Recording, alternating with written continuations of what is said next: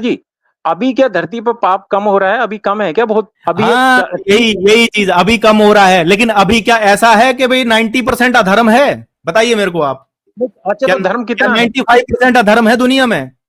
अरे सुनिए तो सुनिए, आप धर्म अधर्म को रोकिए अभी, लेकिन जो आप नहीं पाप नहीं, की अभी बात कर अभी रहे अभी आप ही ने कहा हैं, दुनिया सुनिए में सुनिए, अधर्म है, तो मेरे अरे को ये सुन तो लो, बताइए कि दुनिया में 95% सुन तो अधर्म लो, है? आप क्या परसेंटेज भी न्याय तोड़ नहीं हो लेंगे, रहा सुन दुनिया तो में? लो, अरे सुन तो लो, अभी भी लड़कियों के 36-36 टुकड़े हो रहे हैं, हो 50-60 रहे हैं टुकड़े ना? हो रहे हैं, हाँ, वहां पूछना लड़कियों तो मौत एक। बता रहे हैं। हाँ, तो आप क्या तो कह रहे हो कि ईश्वर उस टाइम पे आएगा जब सनातन के हम हिंदू लगभग लगभग सारे समाप्त हो लेंगे, तब अवतार लेकर हमें आर्य बचाएगा? समाज ये नाम बताने का का प्रयास कर आर्य रहे समाज, ठीक है, आप ये समझते हो ईश्वर नहीं आएगा, तो फिर आर्य समाज क्या कर रहा है? क्यों उन 36 टुकड़ों को नहीं रोक पा रहा है? अरे तो वो क्या ईश्वर सर्वशक्तिमान थोड़ी ईश्वर अपनी के ऊपर क्षमता तो अनुसार आपने चले लगा जाते दिया कि हैं? ईश्वर क्यों नहीं आ रहा है? अरे ईश्वर अरे तो क्यों नहीं आ प्रभु रहा है? जिसकी तो फिर क्षमता आर्य है वो समाज क्या क्या कर कर रहा सकता है? है बताओ। ना? अरे वो बताओ, ईश्वर आर्य ने बना समाज रखा क्या है, कर रहा है? तो करेगा भाई, जिसकी क्या जितनी आप क्षमता है ये वो समझ उतना रहे हो करेगा। कि आज की जो कोर्ट कचहरियां हैं वो ईश्वर के अधीन नहीं है? वो ईश्वर नहीं चला रहा है क्या? सूर्य चंद्र चांद सितारों को ईश्वर नहीं चला रहा है क्या? ये जो वो आज की सबको आप चलाता मनुष्यों द्वारा बनाई हुई जो न्याय प्रणाली है, आप ये समझ रहे हो कि ये मनुष्यों ने बनाई है? सांस है। तक तो अरे आप खुद की उससे ले नहीं सकते हो, वो भी तुम्हें आपकी ईश्वर के बात ऊपर महत्वाज रखना पड़ता है। सभी पूर्ण से सहमत हैं, आर्य समाजी कभी ईश्वर को तो नहीं इसको क्यों नहीं नकारते, समझ रहे हो मानते कि ये हैं। भी ईश्वर की ही बनाई हुई सारी लीला है? अरे जो जो आप बोल जो रहे हैं, जो जब जब निर्भया के साथ गलत हुआ, तो क्या उन अपराधियों को सजा नहीं भी मिली? इस संसार में, इस भौतिक संसार में सजा नहीं मिली उनको? निर्भया तो चली गई क्या ना? उसमें आप ये बोलोगे कि ये ईश्वर के द्वारा दी गई सजा अरे नहीं है? अरे तो निर्भया तो चली गई ना? निर्भया चली गई, अब तो सजा मिलेगी, लेकिन तो उसके जो अपराधी थे उनको क्या सजा मिली दोष कि नहीं है? मिली, मार इस दिया। पूरे भौतिक संसार। आप मेरे प्रश्न का उत्तर क्यों नहीं दे रहे हो जो मैं पूछ रहा हाँ हूं? क्या? मैं बोल रहा हूं कुछ, क्या इस भौतिक संसार के द्वारा उन अपराधियों को उनके किए हुए कर्म की सजा मिली कि नहीं मिली, ये बता। अच्छा अच्छा, चलिए, आप कह रहे हो कि सजा मिली, अच्छा चलिए, नहीं नहीं लेकिन नहीं नहीं नहीं, आप मेरे प्रश्न का देखिए, आपने प्रश्न किया कि वो जो पाप हुआ, मेरे प्रश्न का उत्तर दीजिए साफ। क्या उन अपराधियों को सजा मिली कि नहीं मिली जिन्होंने अरे निर्भया के साथ गलत काम किया था? अरे ये प्रश्न वो नहीं है जिसमें यस और नो आंसर देना होता है। मैं ये कह रहा तो हूं कि यस अगर यस सुन तो यस या सुनो, नो में क्यों नहीं होगा? क्यों नहीं होगा? अरे क्या सुन तो उनको सजा मिली कि नहीं मिली? अरे क्या बंदे वो सुन तो अजय लो हैं? क्या यार, वो सुन तो आज भी लो। जीवित हैं? क्या अरे वो आज भी जीवित हैं? क्या उनको एक तो ना सजा मिली यही कि नहीं मिली? समस्या है आपके साथ, ना यही समस्या है कि आप सुनते नहीं हो अरे बात मेरे सामने साथ वाले। क्या, मेरे साथ समस्या नहीं, क्या है वो है, एक अलग विषय है, अभी हमारी नहीं बात है उसी पे तो। चल रही है। आपने आप कहा यही निर्भया के बताने का साथ प्रयास कर अन्याय रहे हो हुआ, कि मैं जो तो बोल रहा हूं मैं ही ठीक हूं, मेरी बात स्वीकार करो। आप ये बताने का प्रयास कर रहे हो कहीं ना कहीं बार बार। मैं कुछ नहीं कह रहा। आपने कहा ना निर्भया के साथ अन्याय हुआ, तो अन्याय होने के बाद आप ही बोलते हो ना कर्मों का फल मिलता है, तो पहले कर्म करता है कोई, फिर तभी तो फल मिलता है उसका। तो जिन लोगों ने अपराध किया, क्या उनको उनके कर्मों का फल मिला कि नहीं मिला? क्या कर्म का फल भोगने के लिए पहले मुझे मरना पड़ेगा? है कोई मुझे मार दे फिर मैं कहूंगा हाँ ईश्वर ने अब अरे उसको तो मारा उनको क्या है? ये कह उनको रहे हो? उनके कर्मों का फल भौतिक संसार में मिला कि नहीं मिला, वो जो आगे मिलेगा वो अगली बात है। उनको इस भौतिक संसार में उन जितने भी लोग थे, वो 6-7 बंदे, उनको क्या उनके कर्मों का फल मिला कि नहीं मिला? अच्छा चलो, चलो आप ये कह रहे हो कर्मों का फल अगर मिला, अब चलो तो चलो, कहाँ अब कहाँ चले? ट्रेन पकड़ के जाए कहीं पे? अरे आप नहीं अब मानते यार, मैंने जो नहीं नहीं प्रश्न नहीं किया नहीं, आपने उसका ऐसे उत्तर बात दिया नहीं नहीं, होती, दूसरी तरफ ऐसे भटक जाते हो। ऐसे बात नहीं होती है। तीसरी हाँ तरफ नहीं भटकता हूं, आप ही ने चलो प्रश्न सही, किया कि चलो अपराध हो सही रहे है। हैं, पाप हो रहे हैं। ठीक है। अच्छा, एक हाँ और हाँ, चीज पकड़ लेते हैं, चलो। अभी जो पहलगाम में आतंकवादियों ने जो हमला किया, आपको क्या लगता है उनको उनके कर्म की सजा नहीं मिलेगी? किनको? आतंकवादियों को? मिलेगी, बिल्कुल हाँ उनको मिलेगी तो कि नहीं उन, मिलेगी? उनको तो ईश्वर व्यवस्था के अनुसार भी सजा मिलेगी, पाप किया उन्होंने, संविधान मिलेगी दे ना? रहा था इसमें तो मिलेगी, मिलेगी, मिलेगी हाँ ना? मिलेगी। तो ये तो अभी हाँ, नहीं तो मिल बस रही ना, वो तो बाद में मिलेगी। तो वो जो उनको सजा मिलने वाली है या मिलेगी, क्या वो ईश्वर के द्वारा दी गई सजा नहीं मानी जाएगी? तो वो अवतार नहीं लिया ना, उसके लिए अवतार लेकर तो नहीं मारा ना ईश्वर ने उनको। तो वो क्या ऐसे ऐसे थे जो अजय थे? क्या वो अजय हैं रावण की वो तरह, तो कोई, या जो भी कंस की तरह? क्या वो अजय हैं? क्या उनको कोई मनुष्य नहीं मार सकता है? अब इस बात का अजय प्रश्न तो, दीजिए, क्योंकि रावण अजय ऐसा तो, था जो मनुष्यों के द्वारा हराया नहीं जा सकता था। रावण कोई साधारण नहीं था। हिरण्यकश्यप ऐसा था जो कि मनुष्यों के द्वारा नहीं मारा जा सकता था।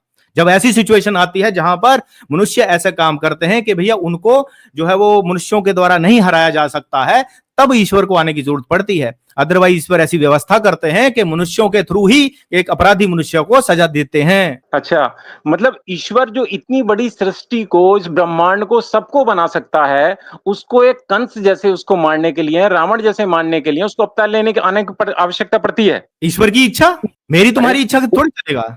ये आप बोलोगे कि अब आएगा अब नहीं आएगा, तो ईश्वर की इच्छा है। नहीं नहीं, इच्छा तो ईश्वर ईश्वर की है। सर्वशक्तिमान इसीलिए तो कहा जाता है। ईश्वर इसीलिए ईश्वर, तो सर्वशक्तिमान कहा जाता है कि ईश्वर कब अवतार लेगा, कब अवतार नहीं लेगा, ये ईश्वर की इच्छा के ऊपर निर्भर है, ना कि मेरी और तुम्हारी के ऊपर। और आपने कही बात आवश्यकता की, आपने आवश्यकता की बात कही ना, उसका मैं जवाब दे दूं। ईश्वर को आवश्यकता है या नहीं है, ये हम और आप कैसे डिसाइड कर सकते हैं? ये तो ईश्वर डिसाइड करेंगे ना कि उनकी आवश्यकता है कि नहीं है। अच्छा अच्छा, क्या हम इसको ऐसा नहीं बोल सकते कि भगवान श्री राम एक ऐसे श्रेष्ठ या ऐसे महापुरुष थे जो अवतार तो नहीं थे, लेकिन उनमें इतनी शक्ति, इतना बल था, उन्होंने इतना अर्जित किया था कि उन्होंने रावण को मार दिया? क्या ऐसा नहीं वो बोल आप सकते? हमें समझो, स्वीकार करना ही वो पड़ेगा आप कि अवतार समझो, ही थे। बिल्कुल वो अवतार, क्योंकि हाँ? हमारी रामायण में लिखा हुआ है, हमारे आचार्य कहते हैं जिस गुरु शिष्य परंपरा से आपके पास वेद आए, वो गुरु शिष्य परंपरा वो चीज मानती है, और आपने वो वाल्मीकि मानती रामायण नहीं पढ़ा है, था? वो शास्त्रों में लिखा हुआ है। जिस जिन जिन जिन ऋषियों ने वो चीजें लिखी हैं, उन्होंने हर जगह पर लिखा है कि वो विष्णु के अवतार थे।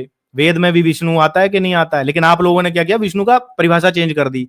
लेकिन ईश्वर जो है अपने कार्य की सिद्धि के लिए, आप भी कहते हो ना किसी की मदद नहीं कर लेता है ना, तो ईश्वर को जब जरूरत पड़ती है, जब आवश्यकता होती है ना, उसको हम नहीं डिसाइड करेंगे, ईश्वर अपनी इच्छा के साथ अच्छा, ईश्वर को अवतार भी भी आवश्यकता लेता है। पड़ती है? आप ही ने ईश्वर कहा को ना भी ईश्वर को आवश्यकता, आपने कहा नहीं, क्यों मैं ईश्वर को, फिर अच्छा ईश्वर को आवश्यकता नहीं है तो फिर वेद ज्ञान देने की आवश्यकता क्यों पड़ी ईश्वर को? वो तो हम अब जैसे इस ज्ञानी प्रश्न का लोगों उत्तर को दे ना। दो, सुनिए सुनिए सुनिए, मैं बता रहा वेद हूँ, ज्ञान की आवश्यकता क्यों पड़ी ईश्वर को?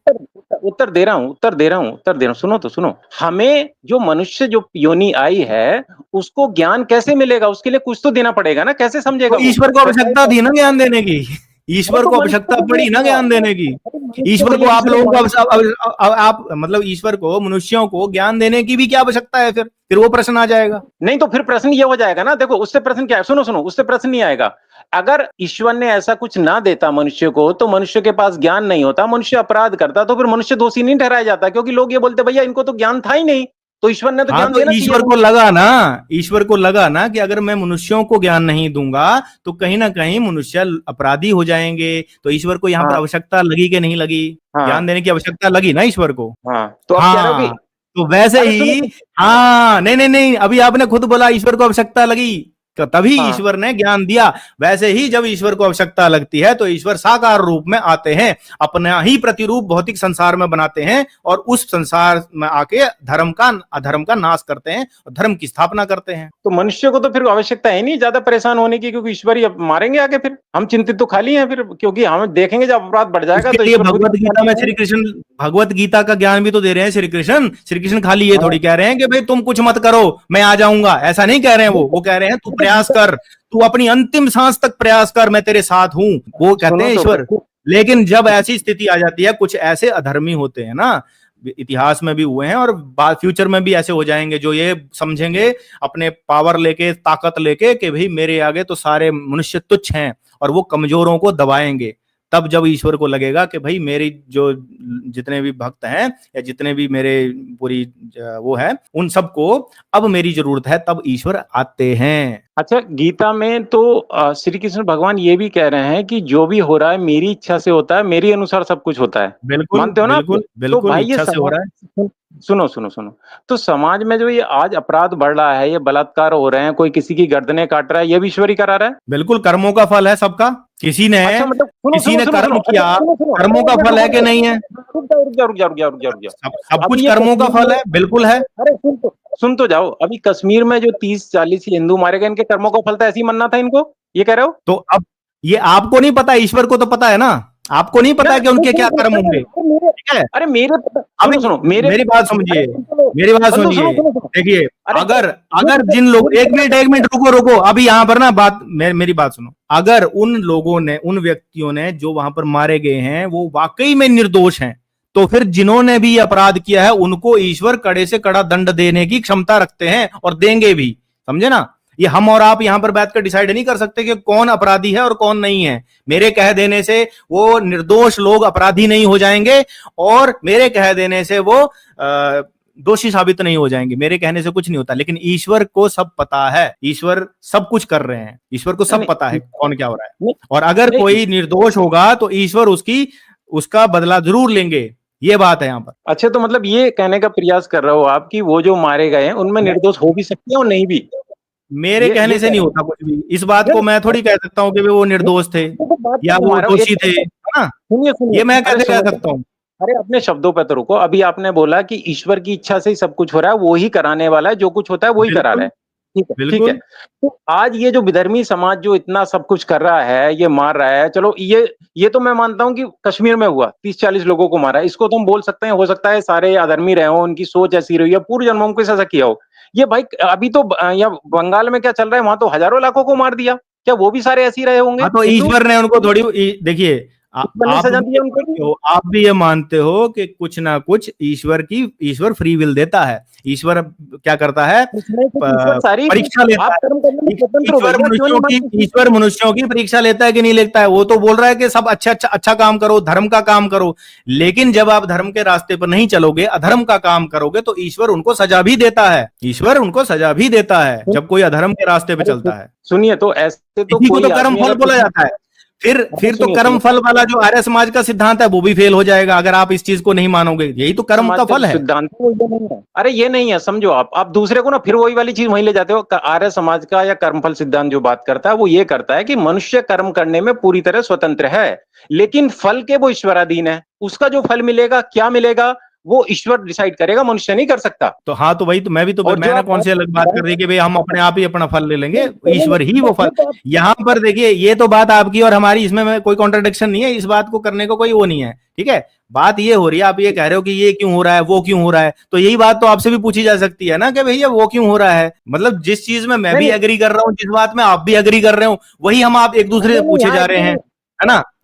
ये एग्री नहीं है। अरे सुनिए, इसमें एक चीज का एग्री नहीं है। आपने बोला कि सब बात कुछ तो ईश्वर अवतार ही की हो रही कराने थी वाला ना, है जो। कर्म फल अरे आप सुन भी तो ले, अब मानते इसी हो। पर हो ना। अरे जब वहां पे थे तो उसकी चर्चा करते, अब इस पे तो इसी की चर्चा कर लो। आप पहले इसी को समाप्त कर लो। यहाँ पे एग्री नहीं है।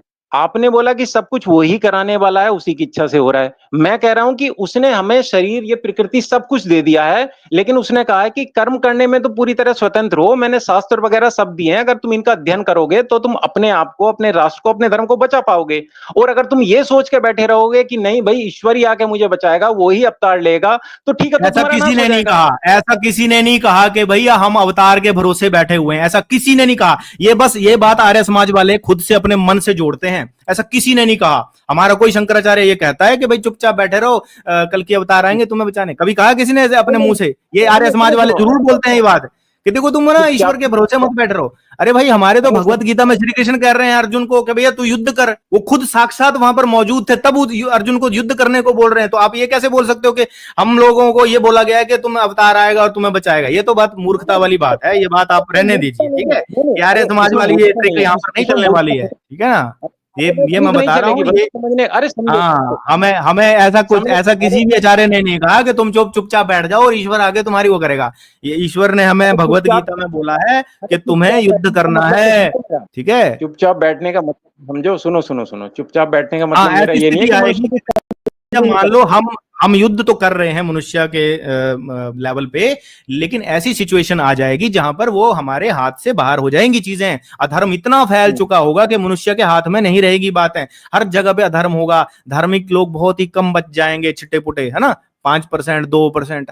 तब ईश्वर को ये लगेगा कि भैया मेरे जो इतने भी भक्त हैं, ये बहुत ही इनके ऊपर अन्याय हो रहा है और अब मेरे को जरूरत है। तब ईश्वर अवतार लेकर आएंगे, धर्म की स्थापना करेंगे। तब तक ईश्वर हमें ये बोल रहे हैं प्रेरणा रूप में कि जैसे अर्जुन को कहा कि तू युद्ध कर, वैसे हमें भी ये बोला जा रहा है कि तू युद्ध कर।